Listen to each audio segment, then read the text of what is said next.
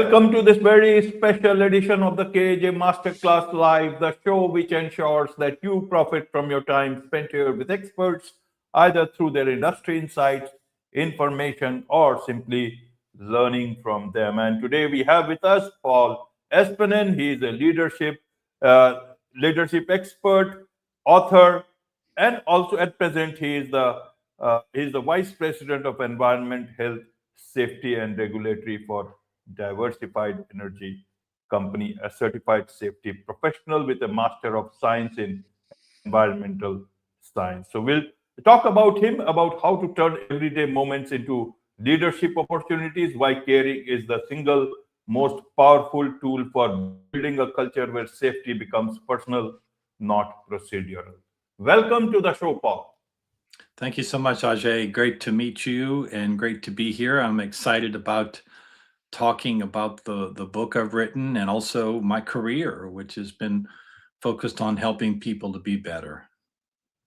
Absolutely, absolutely. Welcome to the show, Paul. Welcome to India in this online form. And I'm sure not just in India, but a lot of people across the globe, a lot of leaders across the globe will benefit from what we are going to talk right now. We'll talk about authentic leadership, we'll talk about safety cultures, we'll talk about all this. But before that, let's talk a bit about your journey, your background, so that people know who they are listening to. Yeah, so I started out, going to school in environmental health and then environmental science, but very quickly made the transition to safety and all things safety. It really links back to my childhood, if you will, because my dad ran a clinic where he would see individuals who'd been hurt on the job. And I talk about this in the book about how that childhood experience of seeing all these injured people in my dad's clinic had a profound impact on me. And I think in my heart, I wanted to be able to prevent those injuries in the first place. And so through my career, it's been focused on preventing incidents, learning uh, motivational theory, understanding our human nature, and understanding how we can improve performance in safety. And that led me to leadership, pure and simple, realizing there's no difference between leadership and safety leadership. It's one and the same, it's the same thing. If we're going to be safe, we're going to perform well in our business and vice versa. Absolutely. So, from a common person's perspective, how should they understand what you are doing, what you are trying to say with what you are doing? Yeah, it's very simple. You have to make safety personal. And to make safety personal, you have to speak from the heart. And so often in business, we want it to be about spreadsheets, we want it to be about finance. And as leaders, we might not get in touch with what speaks to our heart. In reality, for someone to be able to maintain safety, the only motivator that's going to carry the day, that's going to keep them safe day after day, committed to working safe and owning safe, comes from their hearts. And so we have to inspire at that level. We have to help them to understand what's at stake. And we have to remind them of their what matters most. Everybody has a what matters most. And that's whatever waits for you at the end of the day. It could be your family, your kids, your pet, your hobbies. That's what our motivation is. I mean, it's the reason why we work in the first place. We have to talk about these things, and they're not separate from the workplace. Each of us walks around every day with our own personal life, and even some of our personal junk, things that we're worried about that can distract us from the primary task of working safe. So I believe so the average person needs to understand that if you want to be good at safety, you have to talk about culture. You have to talk about things of the heart, matters of the heart. And that's what I've done here is I've given a portable, adoptable way for leaders to make safety their own and speak authentically through stories. You tell a compelling story, you make the connection to what it relates to as being a leader, make the connection to what it means as being a safety leader, and then you can give a compelling case for people so that they will want to work safe. See, people just can't follow rules and regulations. We can try and try. It's very hard to do it. Ajay, if I asked you to not speed in your vehicle, not go 1 mile an hour over ever, you might be able to do it for a while, but because you're human, you eventually will go 1 mile an hour over. But if you own it, it's who you become, you're much more likely to be able to maintain it. And that's my premise. Absolutely, Paul. Within organizations, you already have policies, procedures, rules, safety, so that you don't need to repeat it again and again. Anyone who joins, they learn about it. Anyone who is during the work that they are being assigned, especially with difficult work, where there has to be much more safety measures to be taken. They also know it. Why is it that incidents happen? It can happen because of whatever reasons, but where does the leadership come here? Everyone is a smart person. Don't they also understand that they have to be careful about doing? Their supervisors, they are also there, the floor managers are there. Help us understand from that point of view. That is why you make rules, so that they can be followed, understood, and in their day to day it can be taken care of. Yeah. Very, very insightful question, Ajay.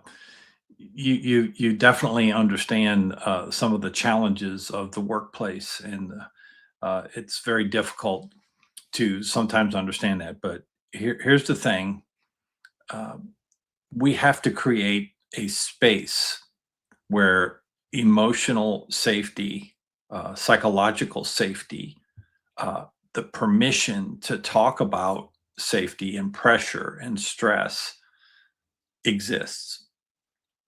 If we don't, they will wind up being the cause of an incident. I've got lots of stories where we go in and we investigate the cause of an incident. And when you interview the people, they tell a story about their life and they say, look, I'm under all this stress. I got this going on with my family. My kids are sick. Look, I can tell you how many incidents I've investigated when the root cause was the fact that somebody's mind was elsewhere. In other words, they weren't being mindful because their kid was sick. Okay. We have to recognize that we're human. Rules and regulations are there, they're important, and we'll follow them most days.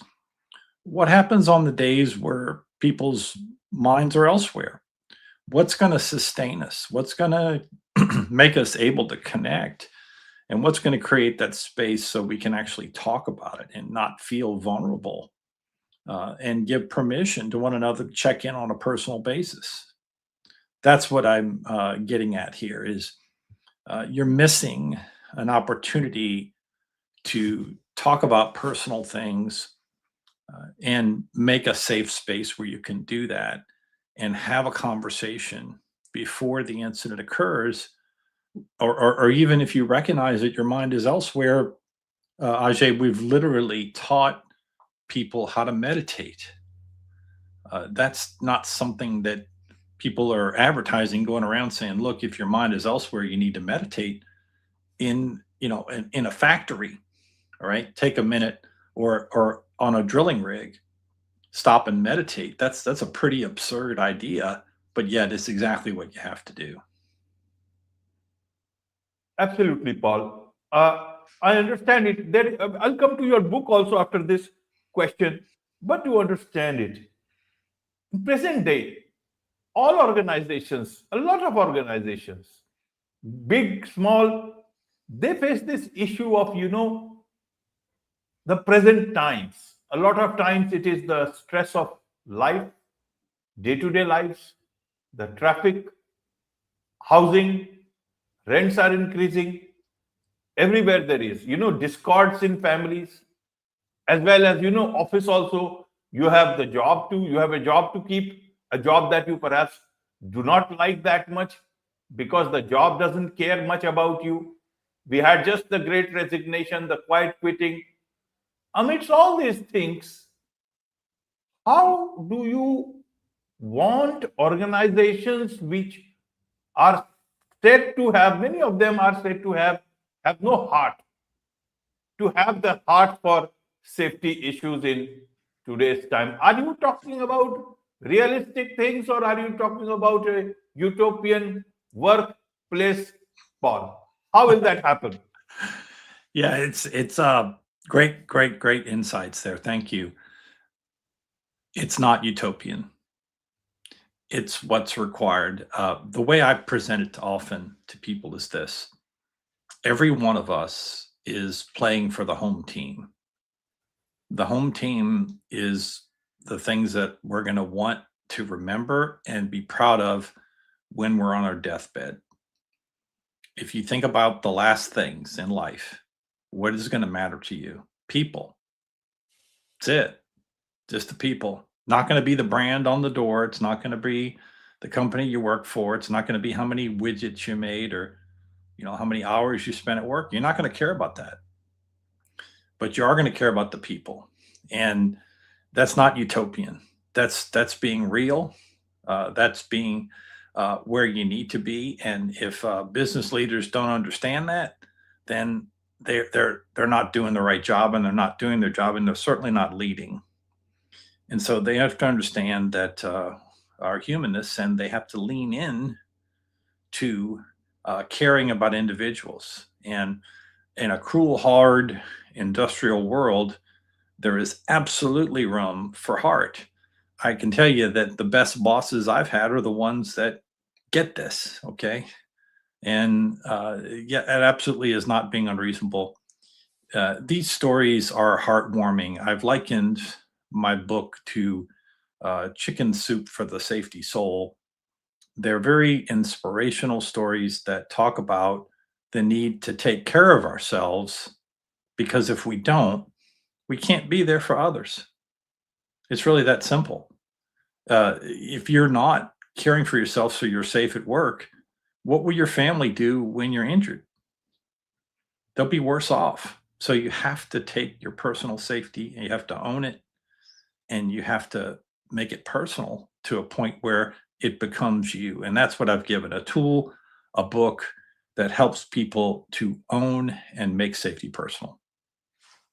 Absolutely, absolutely, Paul. So let's come to your book, The Heart and Soul of Safety. What are the solutions that you have said? Is it for the leaders also, as well as for individuals also? At the end of the day, you have to take care of yourself and your families. Some of the good leaders will be good; they can help you, but at the end of the day, it is your life, your family, yours to take care of. And the worst leaders, I don't even need to mention. They are in their own zones. They will have to think about themselves. Maybe they will have to answer to God. Yeah, that's right. But my audience is really both, but in particular, the audience and the people who I want to reach are the leaders, the managers, the directors, the vice presidents, the presidents, the CEOs, because I think they struggle sometimes with feeling like an outsider to their own programs. Okay. So yes, they signed all the policies and procedures and said, you're going to follow the rules. They did all that, but they still feel like they are separate from really understanding the pulse of the organization. And I'm giving a recipe where they can begin a conversation where they not only will understand the pulse of the organization, but they'll be able to lead in a powerful way that helps them to be more human and lead from the heart. And that's just authentic leadership. And you're not a leader if you don't have followers. If you want followers, you have to be authentic, because people want to trust you. So that's the key there. I think that there are a lot of leaders that need a boost to be better. And this is for them. Now, secondly, everybody leads where they are. Okay. We all have influence. The shortest definition of leadership is influence. Will an individual worker read this and be able to improve on safety? Absolutely. Absolutely, because they'll understand. Can they influence their boss? Absolutely. They can help their boss to be better. They can give some feedback. They can have a conversation about what it takes to be safe and set up those psychological safety zones where they can talk about these things. So it's really for both, but in particular, the leaders and managers and directors. Right. So when you say they are outsiders to their own, safety programs and policies, why does it make them outsiders? Is it that they don't understand safety? Means what is there to understand about safety, Paul? That you need to be careful, isn't it? If you are even if you are handling one simple knife, you know that you need to be careful about it, otherwise it will hurt you. So don't they also understand? You tell your kids that please don't use these things, it will hurt you. Don't go like this, it will hurt you. Is it so difficult to understand about their own organizations which they are leading, to tell their employees that you need to be safe and that is the most important thing? Is it so Yeah. difficult to understand without even reading those same rules and regulations? Those are there for the fine tuning of the understanding for the employees on the floor, but does Yeah. not need to be a PhD in safety and all these things. Why do they feel like outsiders? I want to understand that this is such a basic common sense. I don't need to understand about everything. If I go onto a plane, I don't need to understand about all, how airflow works, what's the height and everything. I just know that I need to be safe. I don't need to do anything which can be difficult for others. Why is it so difficult for leaders, especially when they are coming from such good backgrounds with great leadership skills and have been interested into that job? That's difficult to digest. I would answer your question with a question. I would ask each leader, what do you want people to say about you? Do you want them to say that you're a caring individual?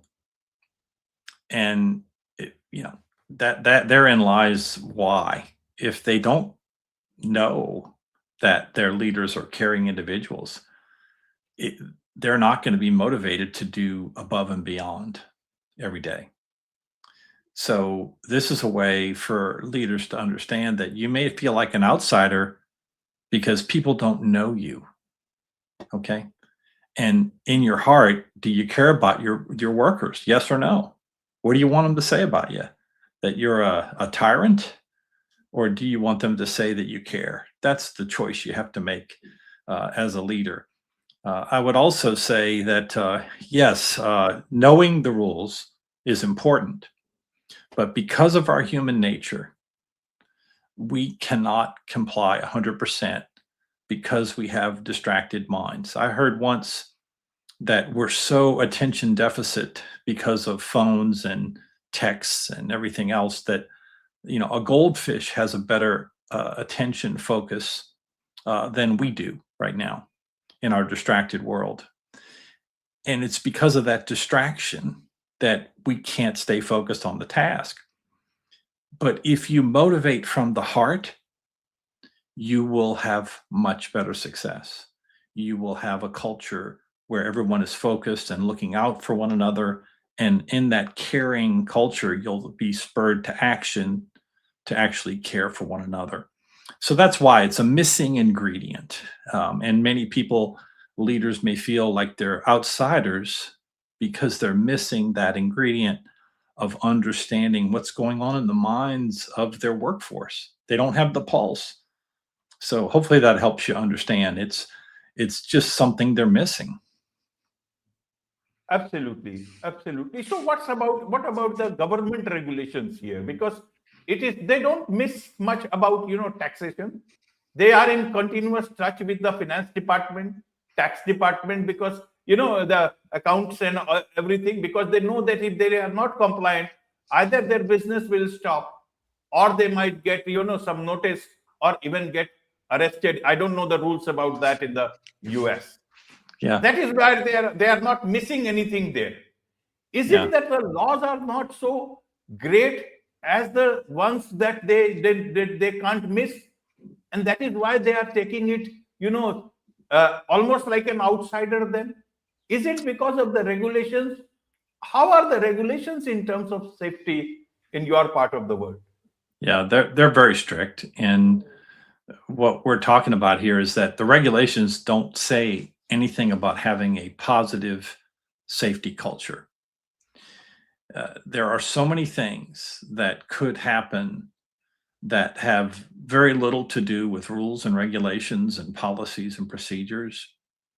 Uh, Again, because of our ability to make mistakes as humans, those things occur. We design things with flaws. That's human nature. We forget to close a valve because of human nature. The laws don't say anything about engineering out all error. Doesn't cover it.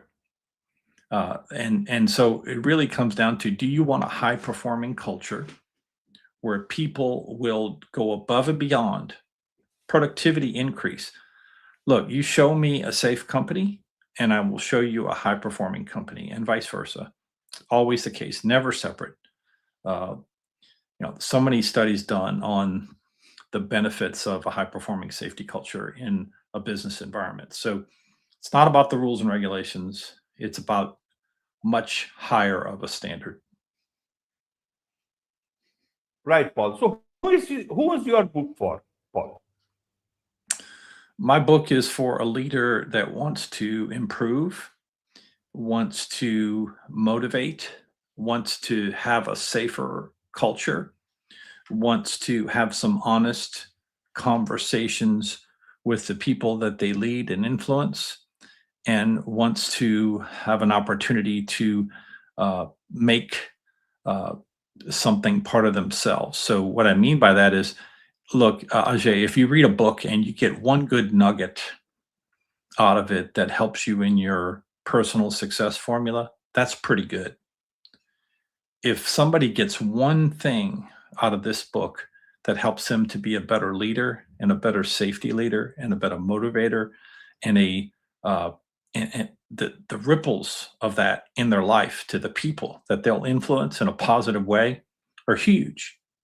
So that's what it's for, is to make a difference in the lives of people. That's what I'm about. And I hope that people who will read this book and soak on it and think about it and reflect on it will literally influence others to want to work safe, make a decision. Ajay, all greatness begins with two words: I decided. So I'm hoping that anyone who reads this book will decide that they can do better, and then go out and have action to actually be better. Absolutely. There is so much to learn about all this from you, Paul, and also from your book. And I'm sure a lot of people, a lot of leaders would want to connect with you, get hold of, want to know more about all these things from you and also from your book. What's the best way for them to do so? Yeah, so my book, The Heart and Soul of Safety, Leading Safety Performance from the Heart, is available worldwide from any retailers, over 30,000 retailers, Amazon, Target, Walmart, whatever bookseller can get it. They can take a look at that. And there's ways to reach me on LinkedIn. There's ways to reach me on other social media, et cetera. Reach out, follow me, and that sort of thing. But that's what I hope they do. They can get it in a variety of ways. It's easily accessible. And I'm already working on the second edition, which I hope to have out by the fall. And so take a look at it. There's some description on the back cover about what you can hope to gain from the book in terms of building authentic credibility with your team, transforming complacency, leading with caring, and creating those psychological safety zones that I just talked about a bit. So that's what I'm hoping, is that they'll go check it out. and really make an investment in themselves. This is a self-improvement book in a lot of ways, but it's also a book that's not just about you. It's about all the people in your life that you can influence. Wonderful. So this is a wrap on this very special edition of the KAJ Masterclass Live. Thank you so much indeed for joining us. Thank you, Ajay. Really enjoyed it. Great questions. Wonderful questions.